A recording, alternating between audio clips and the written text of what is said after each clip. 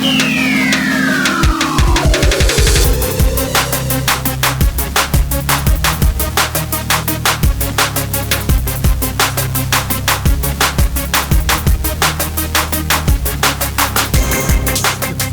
abrir a escritura na Epístola de Paulo aos Efésios, capítulo 1.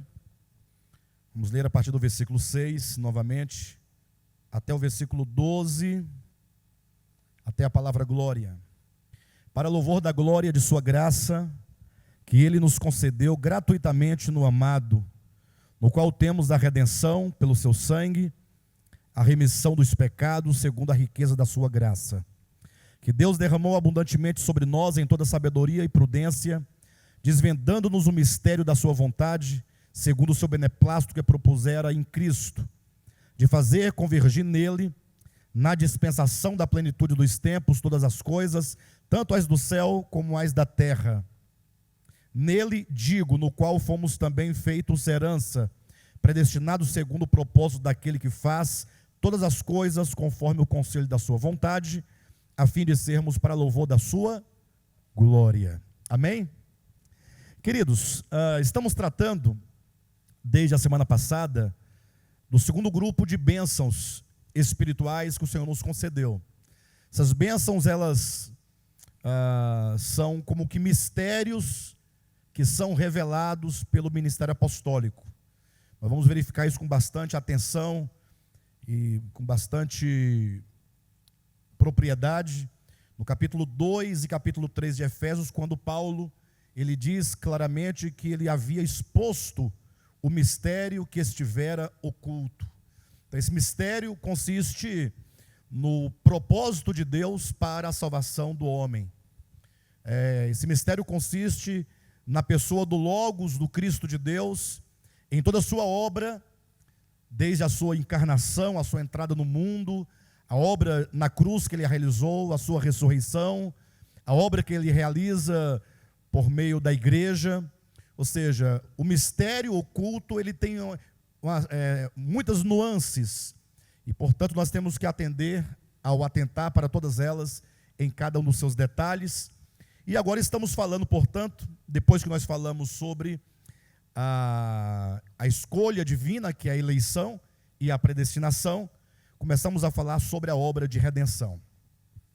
Eu tenho para mim que a obra de redenção é um dos temas que mais carece de ser compreendido, em razão do fato de esse tema ter se tornado um dogma no cristianismo. Se bem que todas as verdades divinas tornaram-se dogmas, né? Quando uma verdade divina se torna um dogma, não que ela se torne em si mesma, mas quando os homens fazem da verdade divina um dogma, ela se transforma apenas numa mera profissão verbal de algum entendimento acerca de alguma realização que Deus fez. De modo que a grande luta no cristianismo, entre as muitas variantes do cristianismo, as muitas vertentes de entendimento, a luta consiste em saber quem é que tem a verdade mais verdadeira, quem é que tem o dogma mais puro, né? Então é uma luta pela defesa de uma confissão. E eu acredito que tenha talvez a sua importância, a confissão tem a sua importância. Você ter os conceitos bem definidos é importante. O problema é que a verdade, antes de ser um conceito, ela é um acontecimento. Antes de a verdade ser defendida, ou ser posta no papel, na forma de um conceito, na forma de uma proposição, na forma de uma assertiva, ela acontece dentro do homem. Tudo que refere-se a Deus acontece dentro do homem. E mesmo as coisas negativas referentes ao pecado também acontecem dentro do homem. Nada do mundo, nada acerca da verdade acontece objetivamente fora do homem. Quando Jesus disse que nada há fora do homem que entrando nele possa contaminá-lo, ele está dizendo que tudo acontece aqui dentro. Ora, ele disse isso em qual contexto? No contexto em que se praticava o lavar as mãos, né? Usava-se uma água ali reservada, separada para o fim da purificação. Ora, se nada entrando pode contaminar, então a água que também está fora não pode purificar. Ou seja, tudo acontece dentro do homem. Seja o pecado enquanto um acontecimento no coração humano, ou seja, a obra de salvação também é acontecimento. Então, o grande prejuízo que os crentes ao longo do tempo sofreram, o grande prejuízo é o fato de terem eles lidado com a verdade na forma dogmática e não na forma orgânica. Por isso que já há alguns anos o Ministério de Volta à Palavra tem chamado a atenção para as verdades bíblicas enquanto acontecimento. Ou seja, nós vamos demonstrando que cada verdade, ela é um fato dentro de nós. E nós conseguimos identificar essa verdade na medida que nós entendemos o processo dessa verdade enquanto acontecimento em nós. Enquanto se defende apenas um dogma, aí você vai encontrar um grupo que vai defender um grupo de dogmas, e aquilo eles acham que é a verdade, por mais que tenha alguma relação com a verdade objetiva, aqueles conceitos não são capazes de alterar o coração humano. Esta é a grande razão porque ficamos tanto tempo defendendo uma causa e no final não vemos muito resultado, Você defende 20 anos defendendo a salvação pela fé. Depois de 20 anos, depois de tanta defesa desse tema, quanto que ela operou em você? É a pergunta que se faz.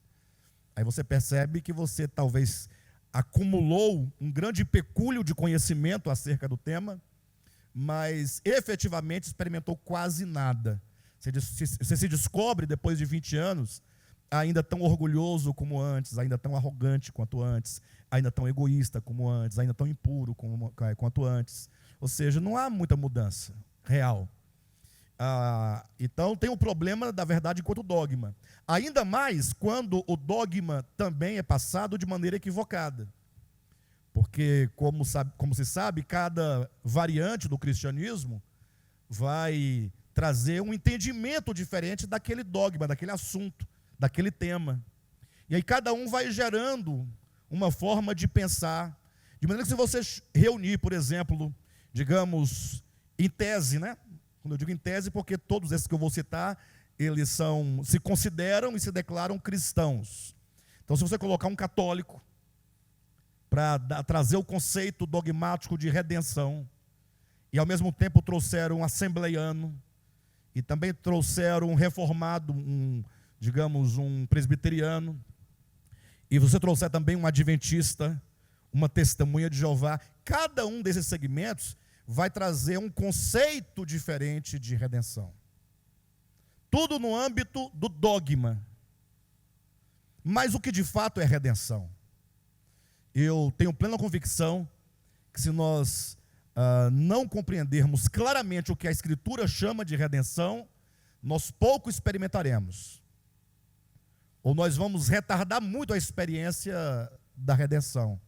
Então, como dizíamos semana passada, né, baseado aqui no qual temos a redenção, capítulo 1, versículo 7 de Efésios, começamos a demonstrar que a redenção, isso foi dito semana passada, os irmãos podem verificar na mensagem que foi postada, o mistério da redenção, hoje é continuidade. Nós demonstramos que a ideia de redenção não é uma ideia do cristianismo, ou não é exclusiva do cristianismo. A ideia de redenção é uma ideia do homem sobre a terra em todos os tempos. Todos falaram de redenção, e até hoje todos falam de redenção. Inclusive eu conheço um ateu que se declara ateu, que em toda palestra que ele fala, ele está falando sobre redenção. Interessante.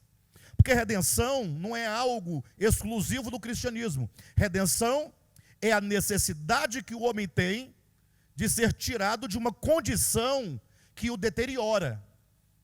Então ninguém pode negar que o homem está sob um peso de culpa, ele está tomado de enfermidades, sobretudo as enfermidades do coração, de onde vem a maldade, o adultério, a mentira, o engano, a avareza, a inveja, a prostituição e tudo mais que vão destruindo, né, a vida humana, destruindo o homem. Então, todos, até os filósofos falaram que o homem precisa de ser resgatado. Quando os gregos, por exemplo, falavam acerca da paideia para os gregos era o conceito de uma educação para a formação do homem integral. Ou seja, eles entendiam que o homem precisava de ser formado até atingir um padrão de perfeição, e quem haveria de fazer isso seria a paideia, esse padrão de educação do homem. Então ele estava falando de quê? Isso é redenção. Eu sei que, como eu disse, cada um vai colocar um ponto, no caso o cristianismo, vai colocar Cristo enquanto a causa da redenção. Embora os outros também falem de redenção, os filósofos, digamos, eles não vão colocar Cristo como redenção, efetivamente. Mas eles sabem que o homem tem que ser redimido. Você colocar um espírita, ele sabe que o homem tem que ser redimido. Lógico, eles vão adotar o dogma da reencarnação, o dogma do karma, mas a ideia geral é que todos sabem que a redenção é a maior necessidade do homem. Redenção no sentido de ser redimido de uma condição que o degrada, uma condição que o escraviza, uma condição deplorável que humilha o homem e o torna cada vez pior. A irmã Silvia, para os irmãos que estão em casa acompanhando, a irmã Silvia está perguntando se porventura o fato de em todos os segmentos, em todos os tempos, haver a ideia de redenção, se isso seria o ponto de interseção entre as várias linhas do pensamento. Imagine só que tem uma linha cruzando aqui, né, nesse sentido, ó, aqui. E tem uma outra linha cruzando no sentido oposto, né? Então imagine que eles estão seguindo em direção totalmente diferente, contrária, sim ou não? Eles não têm nenhuma relação. Porém, num dado momento, essas duas linhas se cruzam. Quando elas se cruzam, ali há um ponto de interseção que é comum à linha que segue nesse sentido e à linha que segue nesse outro sentido. Então, há um conceito de que as muitas religiões do mundo, embora sejam muitas e sigam em direções diferentes e opostas, mas existem pontos de interseção, pontos comuns. E esse seria um dos pontos de interseção. Este é um ponto comum. Não somente no âmbito da religião. Até porque é interessante que a ideia é tão deturpada, a ideia de redenção, que o cristianismo ele só consegue ver redenção ou obra de Cristo por meio da igreja, na obra de igreja. Eles não conseguem ver que Deus está redimindo a humanidade, como por exemplo, quando a humanidade ela é elevada a um nível de entendimento sobre direitos humanos, por exemplo. Então, há algum tempo, digamos, a mulher não tinha nenhuma proteção do Estado. Entende? A mulher ela não era vista como um elemento frágil e, portanto, que carecia de um amparo legal em muitos aspectos da sua vida. Então, a mulher sofria muito, antigamente, em razão dessa falta de discernimento, ou de atitude, ou de provisão em prol da defesa e da segurança da mulher. Então, a humanidade ela tem desenvolvido esse pensamento. E isso o homem está sendo o quê? Está sendo resgatado. E quem faz isso? Quem faz isso? Pastor, isso aí é o príncipe deste mundo, Satanás. Imagine. Não, isso é coisa do homem, tem nada a ver com Deus. Como não tem nada a ver com Deus? É só você tomar João capítulo 1, versículo 4.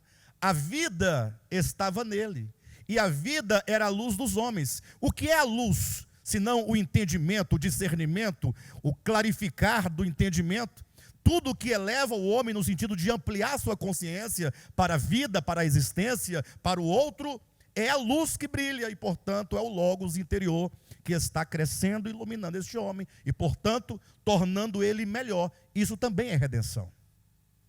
Mas o conceito de redenção, no sentido propriamente dito, que é um sentido mais teológico, no sentido de que nós devemos compreender, não grosso modo somente, como podemos, o exemplo que eu acabei de dar, mas num sentido mais específico. Nós temos que começar entendendo que o homem tem um problema. Eu preciso de redenção porque eu tenho um problema. Ou seja, nós não podemos pensar que é só você fazer um sermão, fazer um apelo, a pessoa aceita Jesus por qualquer que seja o motivo, ela foi salva, está redimida. Calma. Talvez esse seja o grande problema, você diminuir a ideia de redenção. Então nós temos que, para entender a redenção, temos que procurar a profundidade da causa que me leva a ter necessidade de redenção. Temos que olhar para o homem quanto à sua queda, ou, mais propriamente, quanto ao seu desvio. Quando eu falo desvio, porque imagine que o homem, num dado momento da sua existência, mais especificamente quando Moisés aponta ali a árvore do conhecimento do bem e do mal, e quando diz no meio do jardim, não devemos pensar no centro de um ambiente, mas que numa dada trajetória o homem se encontra agora num ponto em que o conhecimento do bem e do mal aflora na sua consciência, e agora tendo ele discernimento do bem e do mal, da luz e das trevas, de Deus e de Satã, que é o inimigo, toda inimizade contra Deus, quando ele tem o discernimento, este homem agora precisa, porque é consciente, assumir o caminho da dependência, o caminho do amor, o caminho do serviço a Deus, que seria o caminho da árvore da vida, representado pela árvore da vida. Mas neste momento o homem, ele constrói um caminho que o leva para longe desta árvore da vida. Esse caminho que o leva para longe é aquela ideia da parábola do filho pródigo. Ele foi para uma terra distante. Então esse caminho, ele se constrói dentro da consciência e do coração. Não é um caminho geográfico, literal, para o norte, para o sul, para o leste, para o oeste. Lembra daquele texto? Vamos ler comigo, para os irmãos terem uma ideia do que eu estou dizendo. Abra sua Bíblia em Malaquias. Ou melhor, vamos abrir em Mateus capítulo 3, é melhor. O que eu ia citar, ele também está em Malaquias, mas em Mateus fará o maior sentido para nós. Eu vou preferir ler em Lucas. Me perdoe, mas porque o registro de Lucas ele é mais claro, mais amplo, abarca melhor o que nós queremos dizer. Mas também está em Mateus 3, também em Malaquias 4, mas o de Lucas é melhor. Capítulo 3 de Lucas, versículo 3 em diante. Ele, referindo-se a João Batista, ele percorreu toda a circunvizinhança do Jordão, pregando o batismo de arrependimento para a remissão de pecados. Já temos uma dicotomia, né? Temos o que seja uma tricotomia. Temos o problema do pecado, temos o arrependimento e temos a remissão de pecados. Esse triângulo que constrói aqui no versículo 3, João Batista pregando batismo de arrependimento para a remissão de pecados. Então, há pecado, arrependimento, a remissão. Então, há um problema. O homem tem um problema. Versículo 4.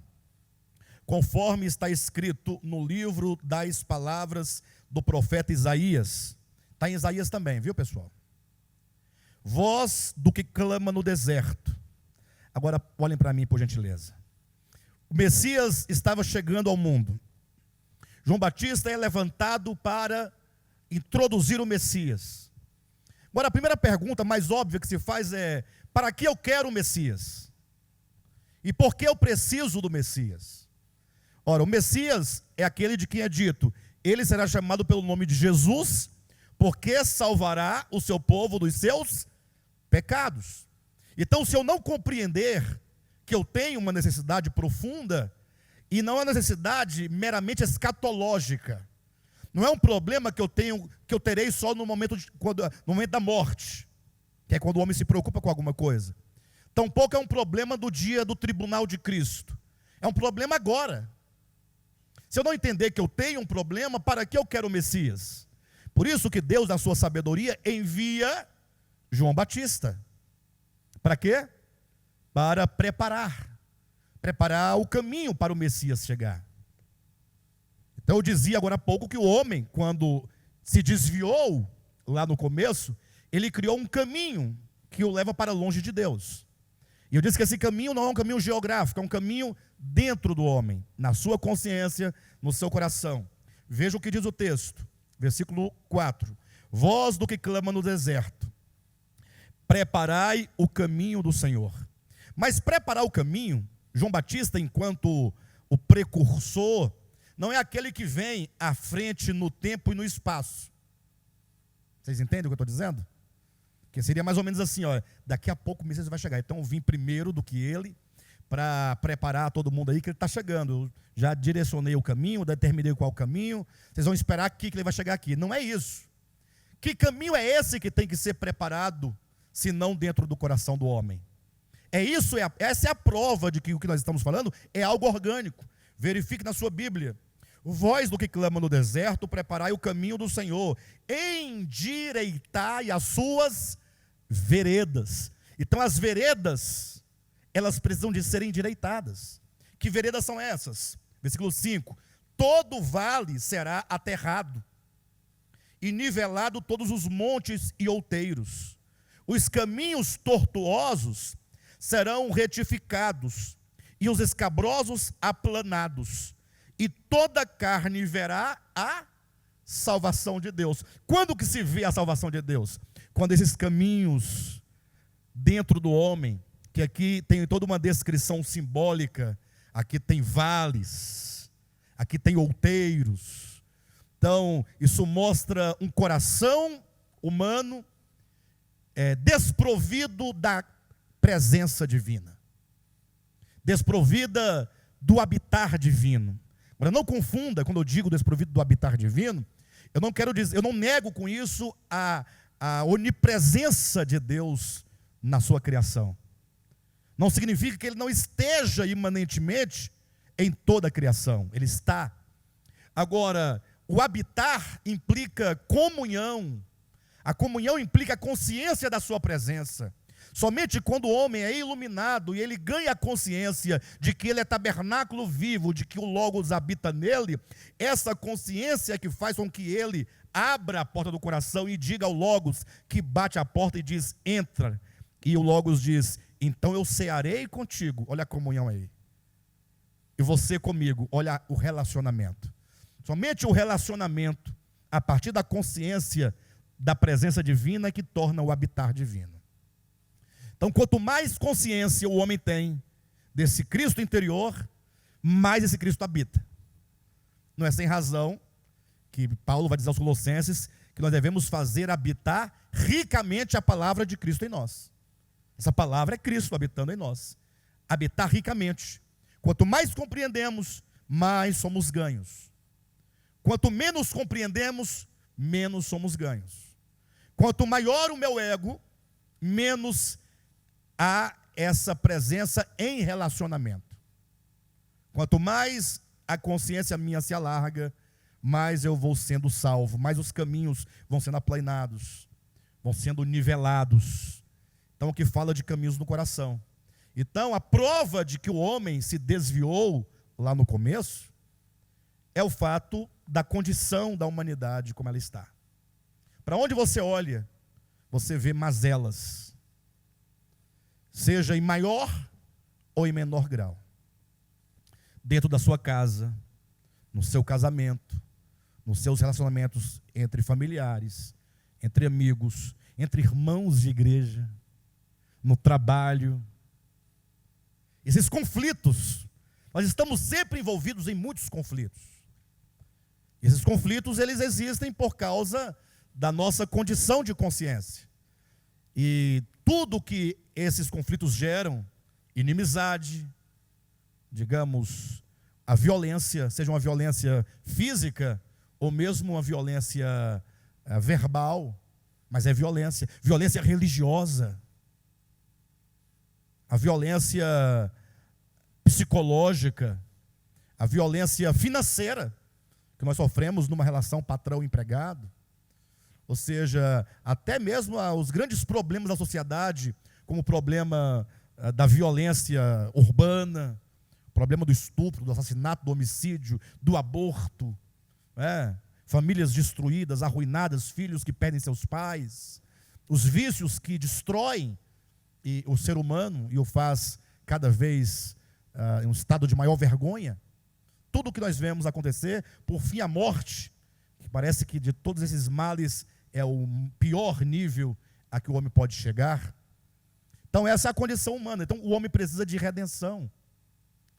Então todos precisam de redenção, porque dentro dele há um problema. Então essa redenção, ela tem um caráter, sobretudo, orgânico.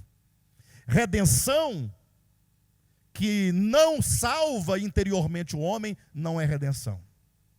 Mas nós vimos que, a partir desse pensamento, os problemas do homem são basicamente dois. São dois pilares, nós colocamos aqui. São os pecados e o pecado. Dizíamos que os pecados são muitos, plural. E são muitos por quê? Porque ele se manifesta de várias maneiras.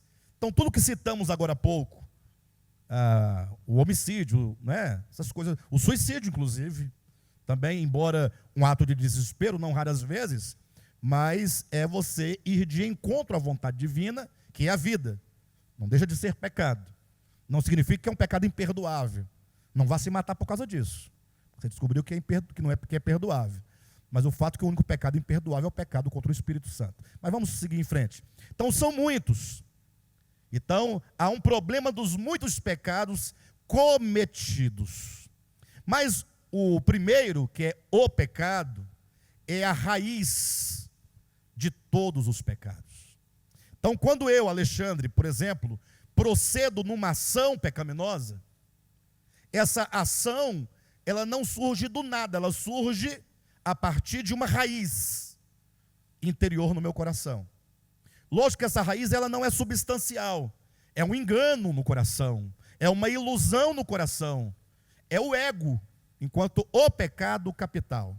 É uma consciência que se vê suficiente, que não se vê carente de Deus, uma consciência que não se percebe necessitada de salvação, é uma consciência que a todo custo quer fazer prevalecer sobre tudo e sobre todos. Essa luta aqui aí dentro de nós. Então, o problema do pecado é o problema de uma consciência que não pensa segundo Deus. Uma consciência que foi formatada segundo um padrão de ausência completa de Deus. Essa consciência vai gerar os muitos pecados. Portanto, a redenção, ela tem que resolver esses dois problemas. Se ela resolve apenas um problema, ela é, no mínimo, uma redenção parcial, ou uma redenção que ainda não aconteceu dentro de nós. Esses dois aspectos, os pecados e o pecado, é alvo da redenção de Cristo. Então vamos entender como que a redenção de Cristo, e aqui em Efésios capítulo 1, volte para o texto, diz que nós temos a redenção pelo seu sangue. Como que a morte de Cristo, antes da fundação do mundo, porém manifestada no tempo, como ela resolve esses dois problemas, o problema dos pecados e o problema do pecado. Nós temos que resolver essa questão. Então vamos começando pelos pecados, que é a parte mais simples da coisa. Quando falamos que temos o problema dos pecados, e Cristo morreu, portanto, pelos pecados do mundo inteiro, 1 João capítulo 2, versículo 2, quando nós lemos também em Gálatas capítulo 1, versículo 4, que Cristo morreu pelos nossos pecados, então a morte de Cristo trata com o problema dos nossos pecados. Mas eu encerrei a semana passada corrigindo um erro fatal, que deve ser entendido, e nós temos que ser libertos desse entendimento equivocado, é a ideia de perdão. Alguns pensam, nós precisamos de perdão porque ofendemos a Deus. O perdão, segundo a Igreja Católica Romana, e inclusive segundo também os reformados, e também os evangélicos, mas muito forte no catolicismo, e muito mais forte, sobretudo, no protestantismo. A ideia de pecado está ligada à ofensa a Deus. E é assim que eles entendem. Entende que o homem, ele faz coisas que ofende o coração de Deus. É espantoso, ou é espantosa essa asseveração, uma vez que, como é que nós podemos conceber um Deus que se ofende? Ainda mais com os pecados que a religião lista. Eles dizem que beber pinga é pecado. Aí o Marcinho vai lá e toma uma dose de pinga. Imagine só assim para poder ficar bem. Aí, agora imagina Deus. Ai, como eu estou ofendido. Aí vem o Espírito Santo: o que foi, Deus, que você está aí ofendido? Aí, também estou ofendido. Jesus, todos os três ofendidos, Pai, Filho e Espírito Santo, ofendido. O que foi? O Marcinho bebeu uma dose de ipioca. Isso não soa estranho para vocês? Alguém que ouve eu falando isso, acha que eu estou falando muita bobagem, né?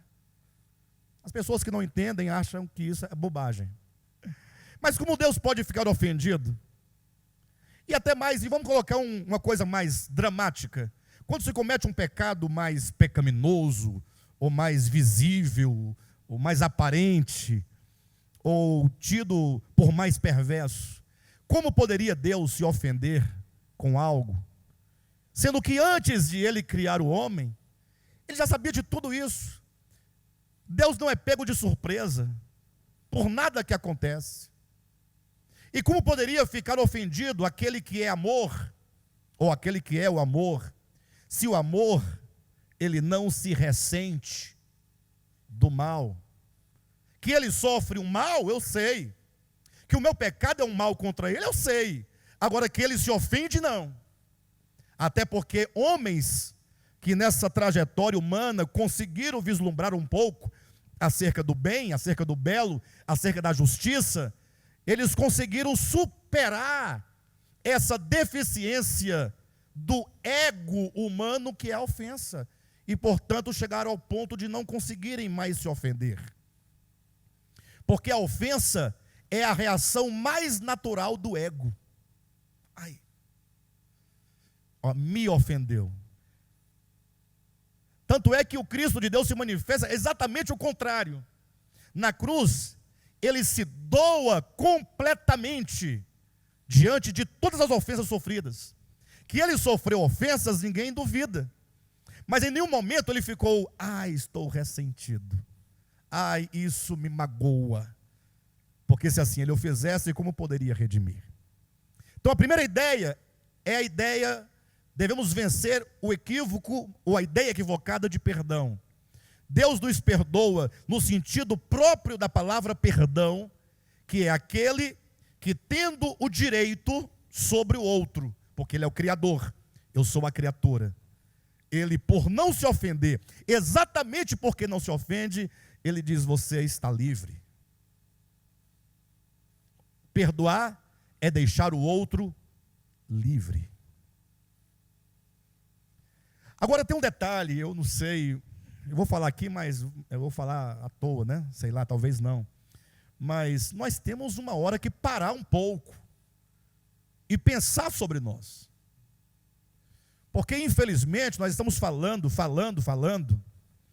e aí eu vejo as pessoas ainda, daqui de dentro, ainda lançando no outro o seu pecado. Ora, aquele que lança no outro, na face do outro o seu pecado, vamos dizer assim que há 20 anos, um exemplo, a irmã Silvia cometeu um erro, digamos, há 20 anos. Não foi nem comigo diretamente, mas eu sei do erro dela há 20 anos. E se até hoje, portanto, eu lanço na face dela esse erro, de duas uma: ou eu sou Deus, e sendo Deus teria o direito de fazê-lo, e ele não faz. Deus não faz? Absolutamente. Deus estava em Cristo reconciliando consigo mesmo o mundo, não imputando aos homens as suas transgressões, mas confiando-lhes a palavra da reconciliação.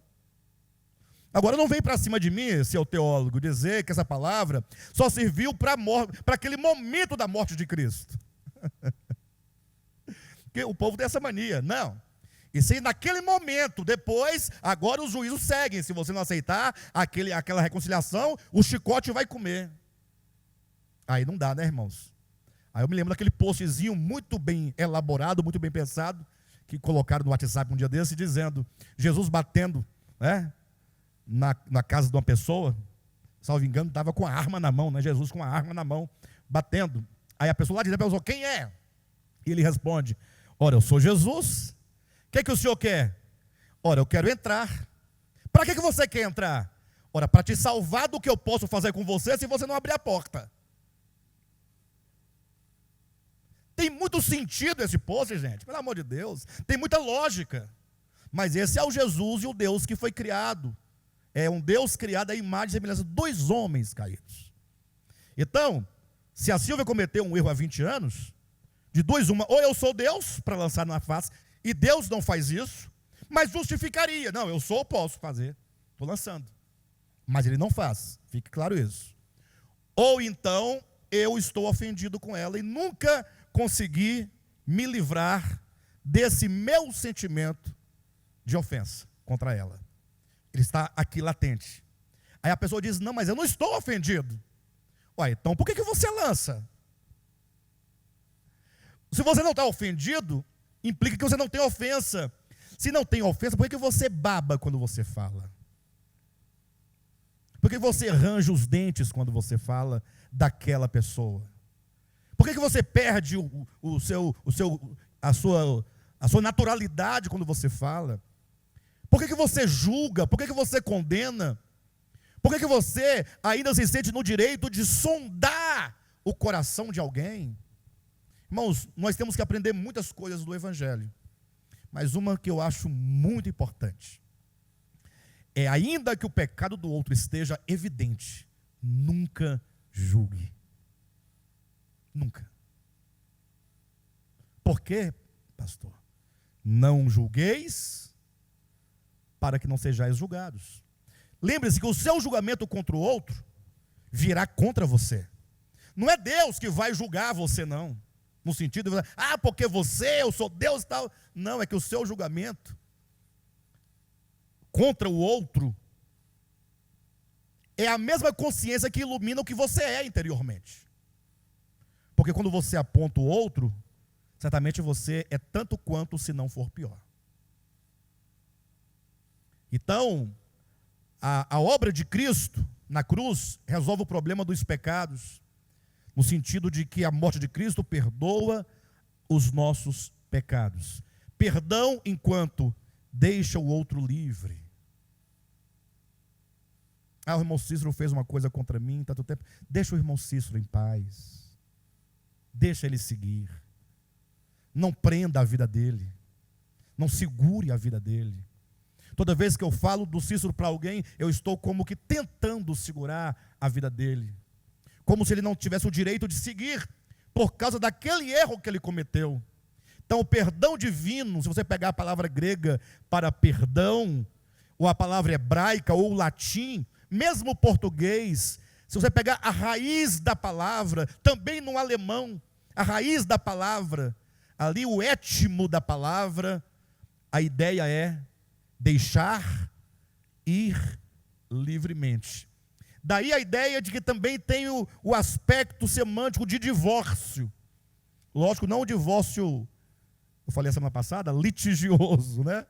Que a briga não acaba nunca. Mas no sentido de a pessoa não quer mais. Não, então vai. Mas fica a vida toda. Não, mas eu investi 20 anos da minha vida. Não, mas eu investi dinheiro. Não, mas eu investi. Não, deixa ir. Solta. Então Deus é tão maravilhoso que até para aqueles que não querem o seu perdão, serão perdoados. Todos serão perdoados. Todos serão perdoados. Alguém vai dizer, pastor, então, cada argumento que eu tenho que escutar, então, por que eu estou aqui fazendo as coisas certas? Olha a ideia do outro. Aí eu respondo, você não está fazendo a coisa certa.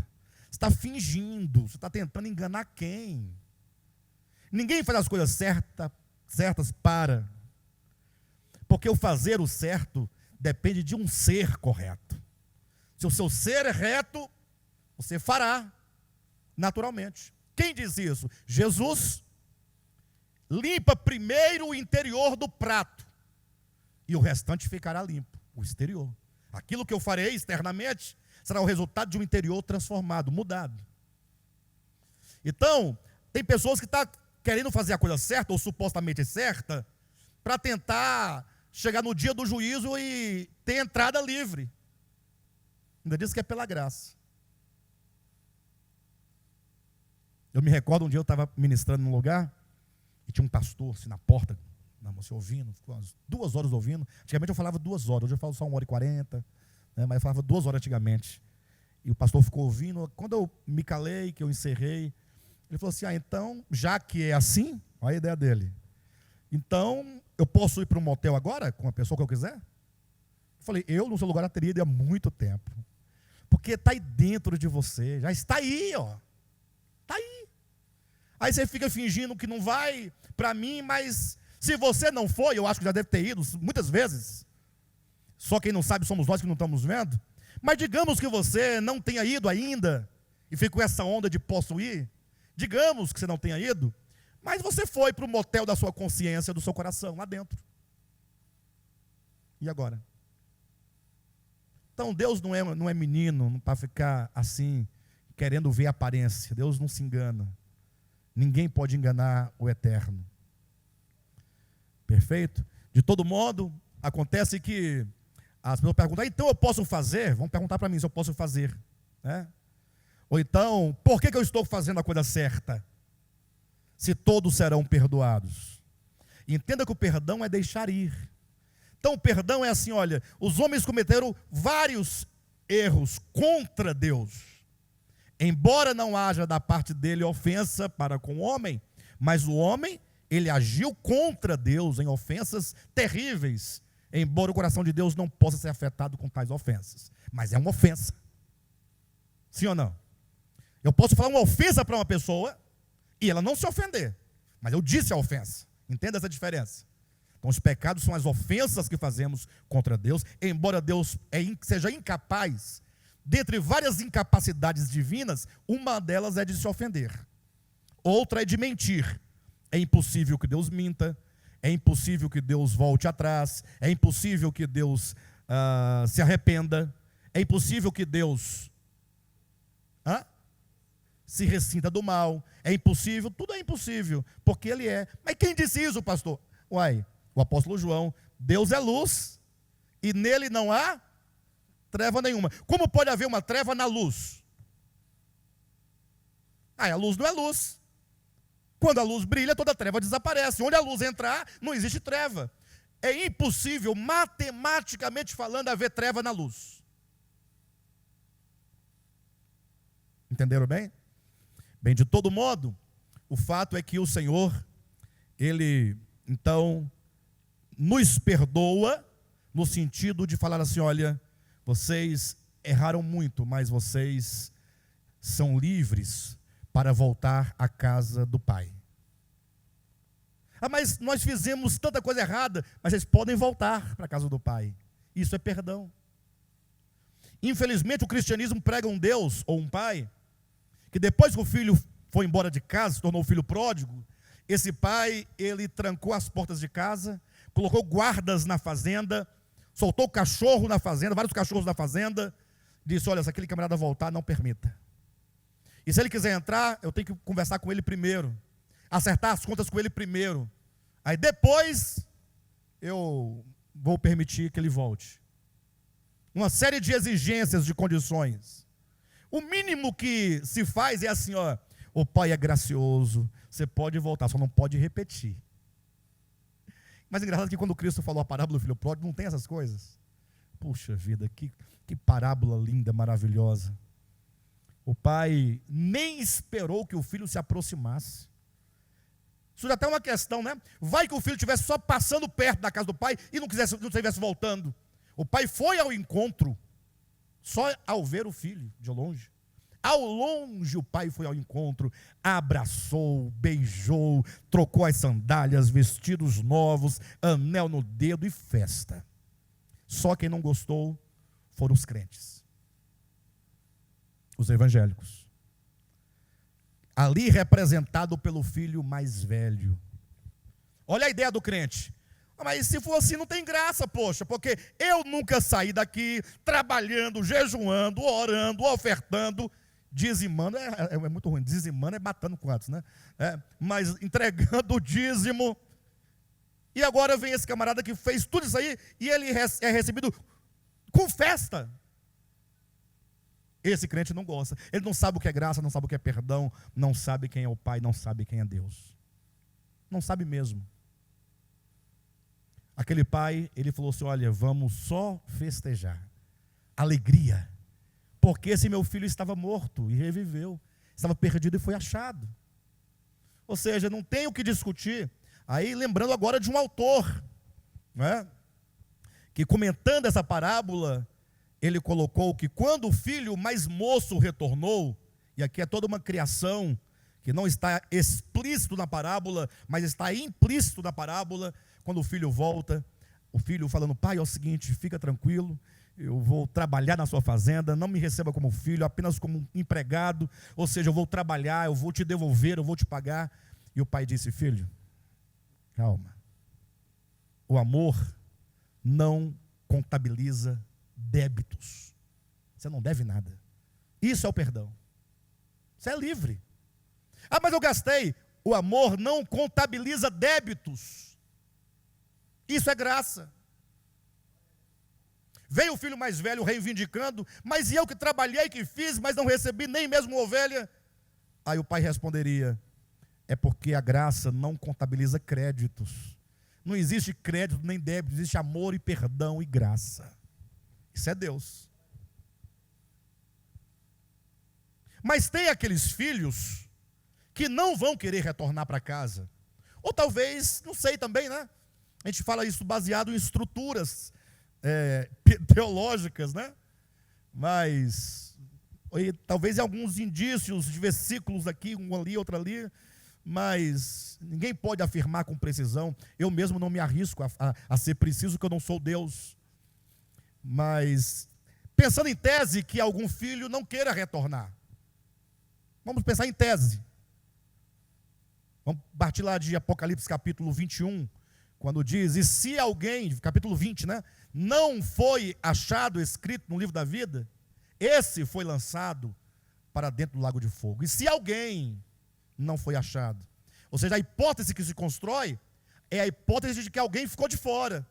Não é a hipótese de que muitos ficaram de fora, mas é a hipótese de que alguém possa ter ficado, o que implica que muitos estão incluídos, receberam, retornaram. Então, partindo desse pressuposto, ou melhor, dessa tese, né, digamos, se alguns não retornem, esses que não retornarem, é como que eles dissessem, olha, dissesse para a vida, né, para Deus que é a vida, para o eterno, a fonte de todo bem, olha, nós não queremos, nós preferimos a morte eterna a viver com a vida. Um coração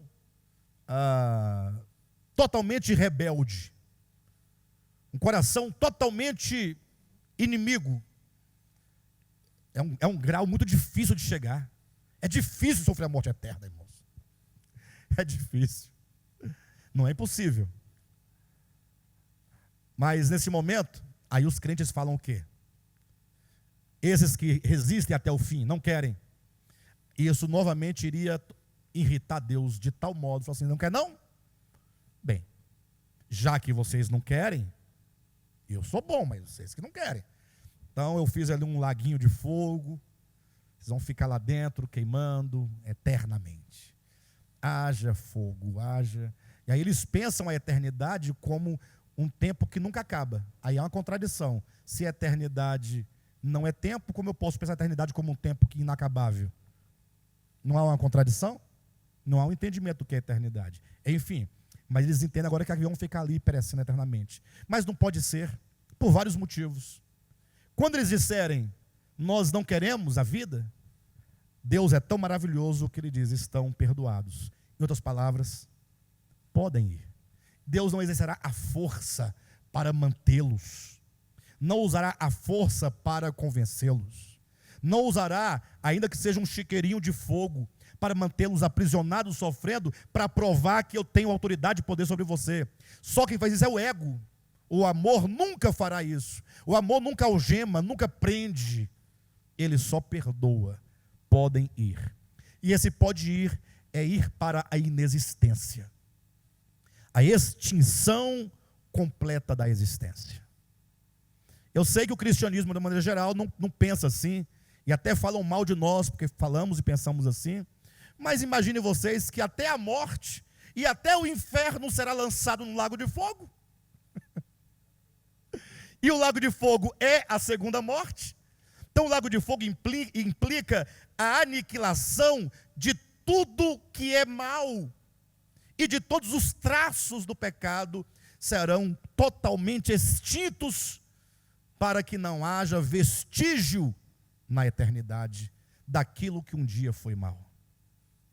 Então, a segunda morte implica essa inexistência do mal. O lago de fogo é sinônimo de o amor venceu. Não há mais o mal presente. O mal, né, não houve lugar para o mal. O bem foi enchendo de tal modo todos os espaços, e o mal foi sendo encurralado, até que não tendo para onde ir, esvaiu-se.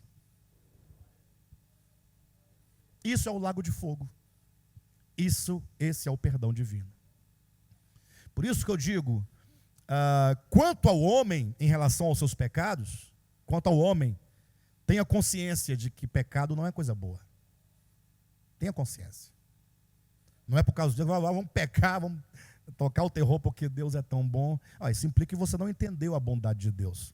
Quando Paulo diz, o amor de Cristo nos constrange, ele quer dizer que ele é constrangido no seu ser, no seu coração, a viver para Deus, porque ele entendeu o amor. Quantos entenderem o amor serão constrangidos a viver para ele?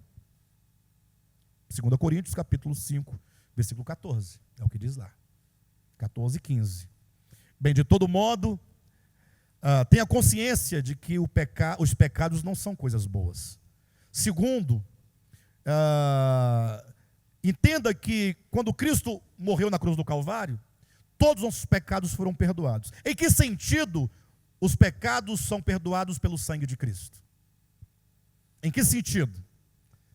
Aí a teologia convencional, a partir de dogmas e de estruturas e raciocínios e pensamentos, de reunião de vários versículos isolados da Bíblia, eles dizem que a morte de Cristo nos perdoa no sentido de que o homem tinha uma dívida para com Deus, o homem era o devedor, Deus era o credor, e que essa dívida Jesus veio pagar.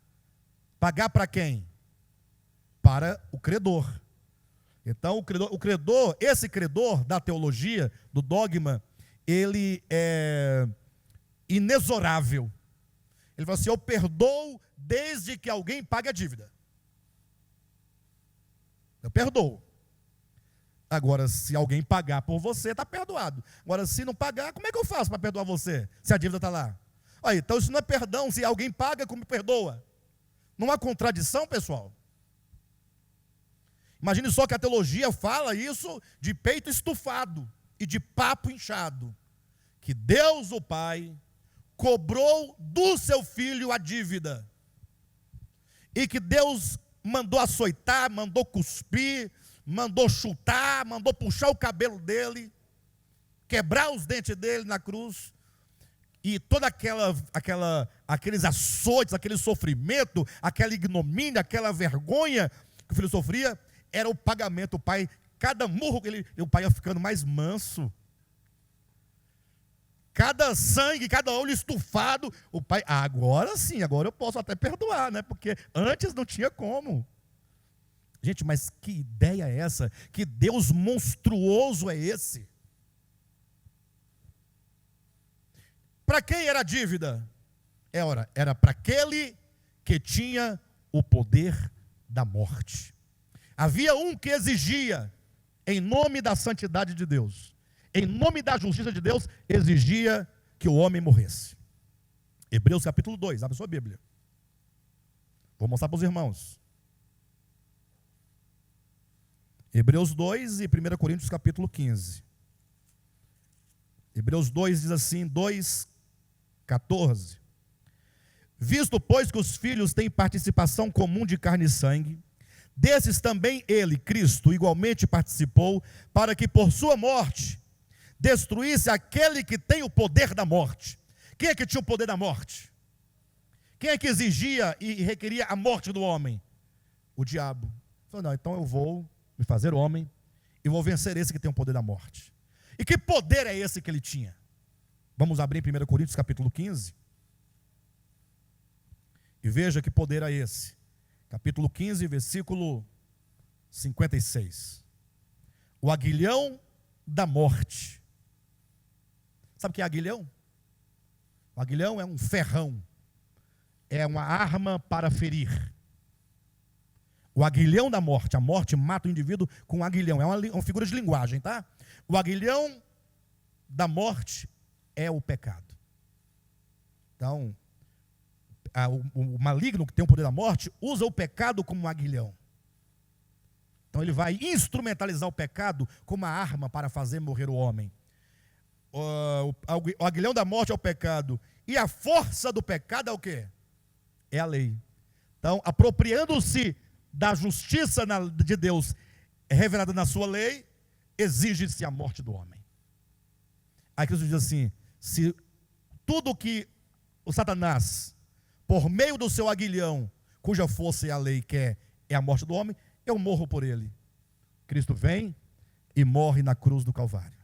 Uma morte substitutiva, uma morte vicária, exigida por aquele que tem o poder da morte. Uma vez tendo pago para aquele que exigia a morte do homem, agora toda força ele perde sobre o homem, porque agora já houve a morte. Mas alguém vai falar assim: não, pastor, mas tem uma coisa que não está legal aí. Quem vai falar isso são os espíritas, na verdade, né? Como pode a morte de um homem redimir a humanidade? Como é que ele morreu? Por você. E você agora, sendo um pecador, está livre, pode viver? Talvez não podemos dizer que aquele que tem ou que tinha o poder da morte não pode continuar exigindo, não, mas o Cadmo tem pecado, poxa, ele tem que pagar. Não, Cristo pagou por ele, mas pode ser um pagamento meramente objetivo? Como pode ser isso? E aqui nós transitamos para o segundo ponto. Cristo não somente é o que perdoa os pecados, no sentido de que ele também sofreu a morte vicária do nosso lugar, mas essa morte, ela tem um efeito sobre o homem. Que efeito é esse sobre o homem? Nós vamos encontrar abundantemente em todo o Novo Testamento, sobretudo nos Evangelhos, a ideia de que crer no Senhor Jesus e será salvo. Não tem essa ideia? Isso é verdade, tá, amados? É uma verdade. O problema é que o crer no Senhor Jesus será salvo nos chegou a nós como dogma, que não tem poder nenhum de salvação. O dogma não tem poder de salvação. A verdade tem. O crer no Senhor, a palavra credere, do latim, que na sua Bíblia em português dá crer, não tem no texto de Paulo, nem de Pedro, nem de João, nem de Mateus, nem de Lucas, nem de Marcos. A palavra lá é a palavra cuja raiz significa fé ou fidelidade. Pastor, eu pensava que fé e crer é uma coisa só. Não, crer é acreditar, credere, dar crédito a alguma coisa. Então, para tudo que você dá crédito, você crê. Mas ter fidelidade implica que você foi de tal modo afetado com aquela verdade, que agora aquela verdade, ela se interiorizou em você, gerando agora um compromisso com a verdade. Isso é fé. Por exemplo, eu creio que o Brasil, segundo a história, foi encontrado, não estivesse perdido, mas os portugueses descobriram o Brasil, ou seja, eles descobriram, eles não estavam perdidos, mas eles não sabiam, então eles descobriram uma terra nova, no ano de 1500. Mas isso afeta o que minha vida? Eu não duvido disso, mas não afeta em nada a minha vida. Inclusive eu vivo, e se isso não fosse verdade, ou não fosse um fato, ou não fosse histórico, minha vida não mudaria em nada. Os crentes dizem que creem em Jesus, que tem fé nele, mas o que ele disse não afeta ele em nada. Se Jesus nunca tivesse dito, olhem para mim, se Jesus nunca tivesse dito, não julgueis para que não seja julgado, o que diferença faz na sua vida? Se ele nunca tivesse dito, ele disse, você continuou julgando, Se ele não dissesse, continua jogando. Mudou alguma coisa? Mudou? Vamos responder, pessoal. Aí você disse que tem fé? Entendeu a relação? A fé implica que aquele acontecimento, aquela palavra, aquela verdade, ela exerce um poder tão forte dentro do meu coração, que ela gera em mim agora um compromisso, ela gera uma mudança, ela me afeta profundamente. Não é sem razão que quando Cristo fala sobre a fé, capítulo 6 de João, apesar que os exegetas, já li vários livros, nenhum deles entendem que o tema ali é fé. Todos entendem qualquer coisa. Toma até o capítulo 6 para falar de predestinação, mas não fala de fé. O capítulo 6, ele existe, e você vê que a chave que abre o capítulo 6 de João é aquele ponto quando diz que indo as multidões atrás de Cristo no dia seguinte, em busca de pão, Jesus disse: vocês me procuram não porque viste sinais, mas por causa do pão que perece.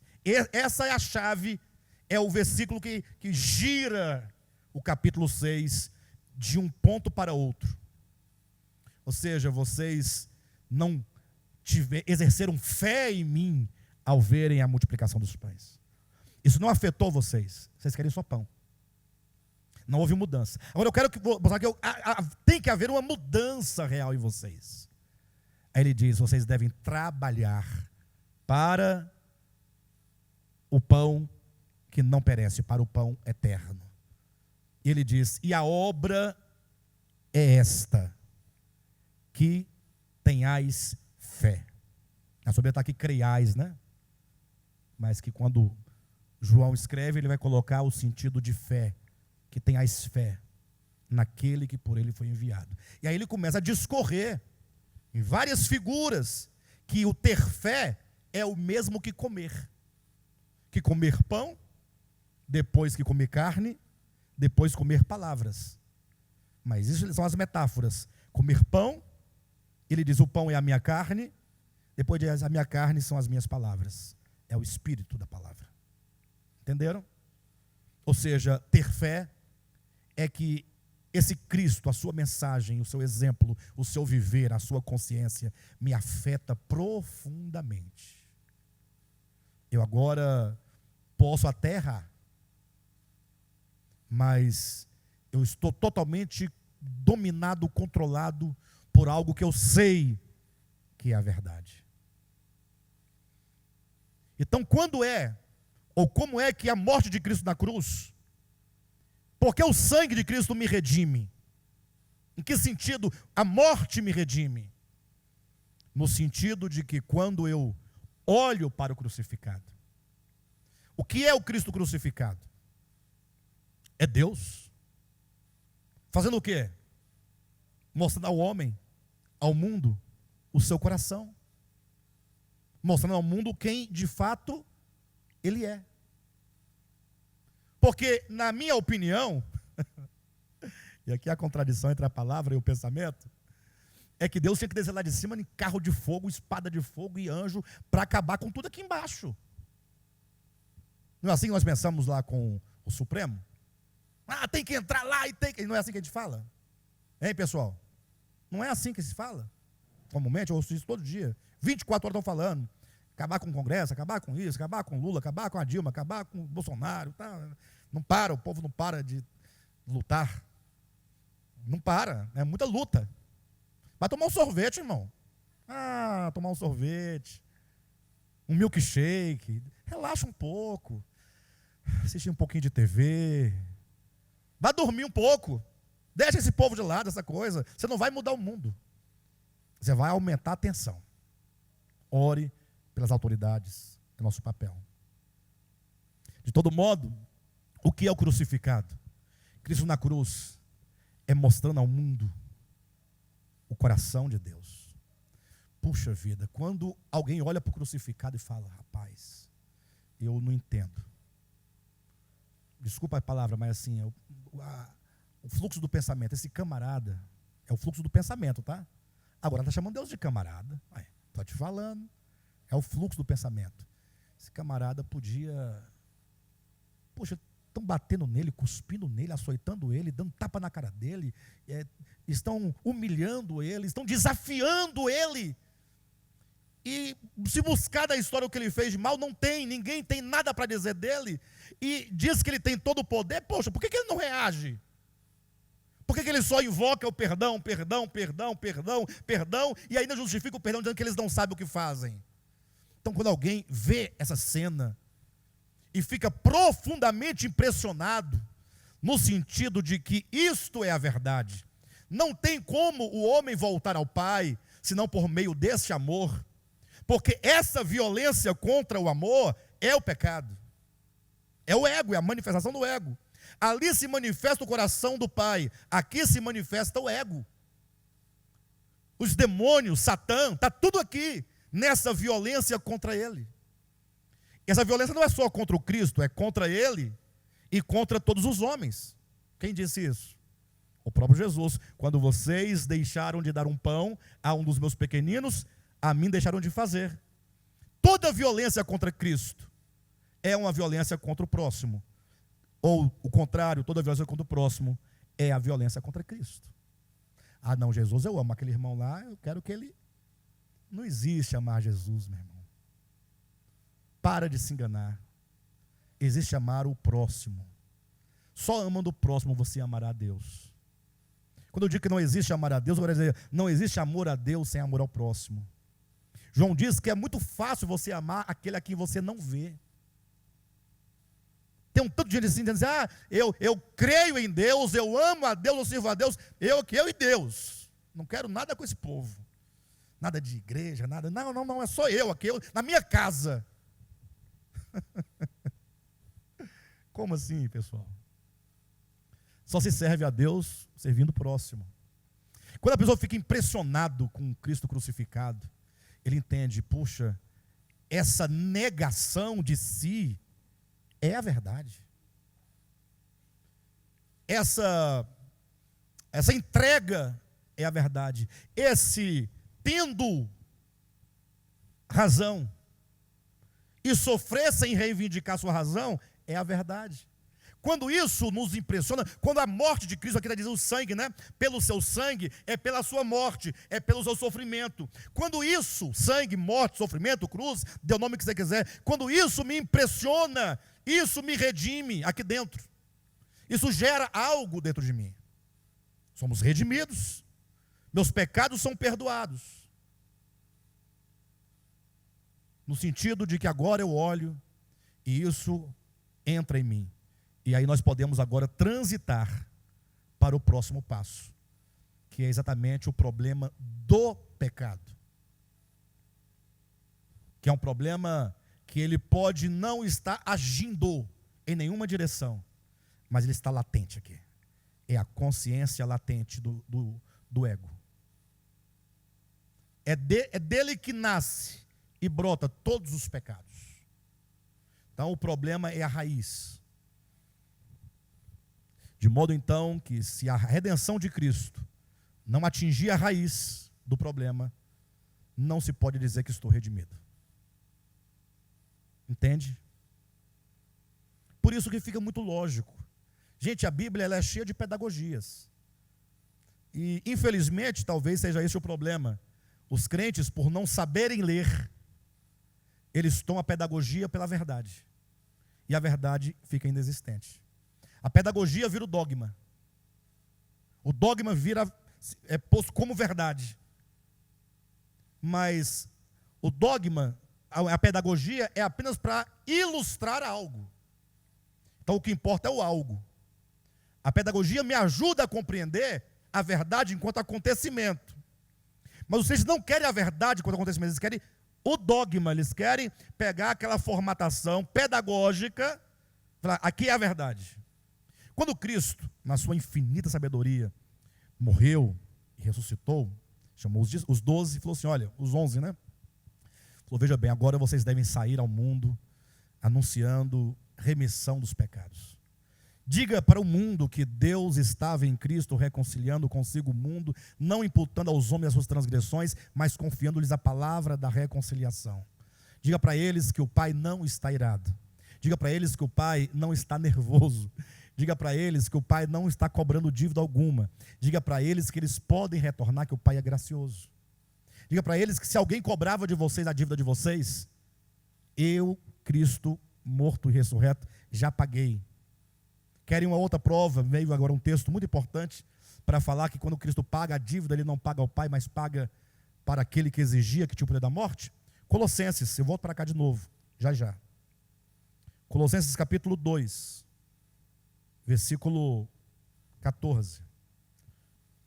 Tendo cancelado o escrito de dívida que era contra nós, então tinha um escrito de dívida que era contra nós, que constava de ordenanças. Lembra que a força do pecado é a lei? E que aqui fala de uma dívida, e fala que era contra nós, e que o que era contra nós constava de ordens, não fazer, fazer e fazer, o qual nos era prejudicial, ele removeu-o inteiramente, encravando-o na cruz. Quando ele encrava isso na cruz, o que acontece? E despojando, por que despojando? Porque nós éramos cativos de Satanás, nesse império das trevas. E despojando os principados e as potestades, publicamente os expôs ao desprezo, triunfando deles na cruz. Agora os principados, potestades, Satanás, seja quem for, eles não têm mais nada. Está pago, o escrito está rasgado. A morte de Cristo rasga aquilo que era contra nós, que nos era prejudicial. Estamos livres completamente. Então esse Cristo agora volta em ressurreição, depois de sua morte, e diz aos 11, olha, vocês devem ir anunciar aos homens o perdão, podem voltar para a casa do Pai, dívida paga. Nada impede agora que vocês retornem. Aqueles que os prendia no império das trevas, já foi vencido, portanto, eles foram despojados. E sempre que o apóstolo ou os apóstolos levavam a palavra e o povo se convertia, há esse despojo sendo tirado. Cada vez que a consciência é liberta, o despojo vai sendo tirado e vai sendo levado para o reino de Deus, para o reino do Filho do seu amor. Entende? E agora então ele diz, vocês devem ir às pessoas, anunciando a obra de redenção. Agora preste atenção.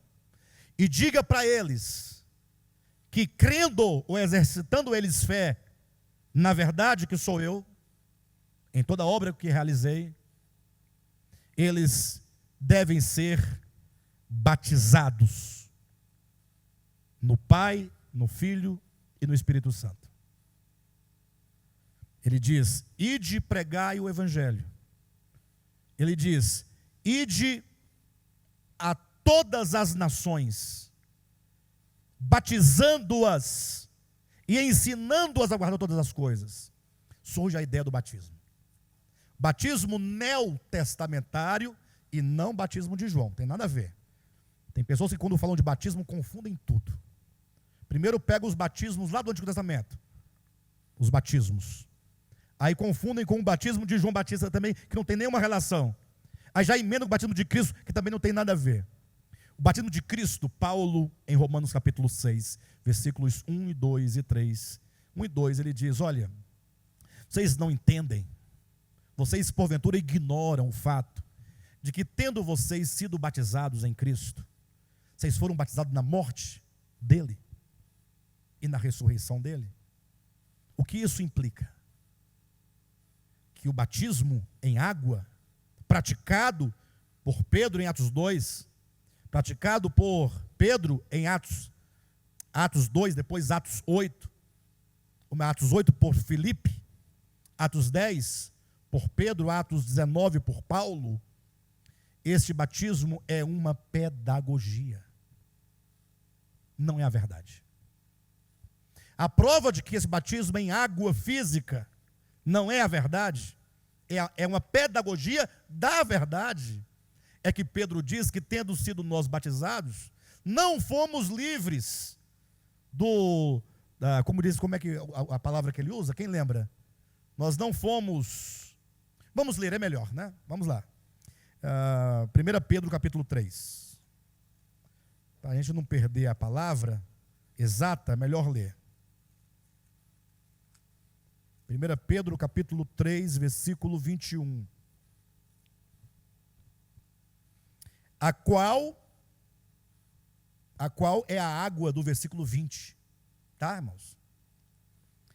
A água do dilúvio lá de Noé, que está falando do dilúvio de Noé, figurando o batismo, agora também vos salva. Mas salva como? Falou que não salva? Não é a verdade? Leia. Não sendo, eu falo salvo, mas não me refiro à remoção da imundícia da carne. Ou seja, a imundícia vai ficar aí. Mas eu me refiro salvação enquanto a indagação de uma boa consciência para com Deus por meio da ressurreição de Cristo. Ou seja, batismo físico, ele dá ao homem um alívio na sua consciência, pelo significado que ele traduz. É um efeito na consciência. Não é a remoção da imundícia da carne. Está na sua Bíblia. Então esse batismo, ele não tem um efeito real, de verdade dentro de mim, mas ele significa a minha união com Cristo na sua morte. Ou seja, o Evangelho de Cristo não prescinde da minha morte juntamente com Ele. Ele morreu por mim. Se eu tenho fé nesta verdade, eu sou unido a Ele na sua morte. Se Ele morreu, eu também devo morrer. E se eu não morrer, não é que a morte dele não tem valor, não é isso. É que a morte dele não tem efeito sobre mim. Porque de nada me valeu a mim, por não ter exercido fé no que ele realizou, na obra, ou sobretudo, na verdade que a morte dele traduz para mim. A morte dele para mim nada representou e nada significou. Portanto, o significado da cruz tem muita importância. Para muitos, o significado da cruz é: Jesus morreu por mim, estou salvo. Esse é o significado. Você vai para... não vai dar certo. Agora, se quando você olha, você entende que ali é aquele que é não sendo, e que não ser é a verdade. E o que é a mentira? É o querer ser. É o ego. O ego é o querer ser. O ego é uma ilusão, o ego não é. Ego é uma máscara, é uma persona. Enquanto eu não compreender essa relação daquele que é e se despojou, se humilhou, se esvaziou, esse esvaziamento, essa kenosis, que é a palavra que Paulo usa lá em Colossenses, né? Esse esvaziamento, essa kenosis, enquanto eu não entender isso, que isso é a verdade, e essa verdade, para que tenha efeito em mim, eu tenho que admirá-la e desejá-la de tal modo que ela entre em mim, e agora ela realiza em mim a mesma kenosis que realizou nele. Então, no caso, eu terei o mesmo esvaziamento que ele, e portanto sofrerei a mesma morte que ele. A morte de Cristo não significa golpes e sangue caindo e cruz nas costas, mas o sangue, golpes e cruz implica a sua morte, que é esvaziamento. É o que está lá em Colossenses. Ou melhor, desculpe-me, em Filipenses capítulo 2. Por isso que é dito que o Cordeiro foi morto desde ou antes da fundação do mundo. Ora, como ele poderia ter sido morto antes da fundação do mundo, se não havia pecado, e tampouco, se não tem pecado, não pode ter morte? Como ele pode ter morrido? Fala, não, mas isso é só para dizer que já estava tudo certo. Não, mas não vamos inventar. O Cordeiro de Deus que foi morto desde. Agora, quando diz desde, é interessante. Esse desde é muito significativo.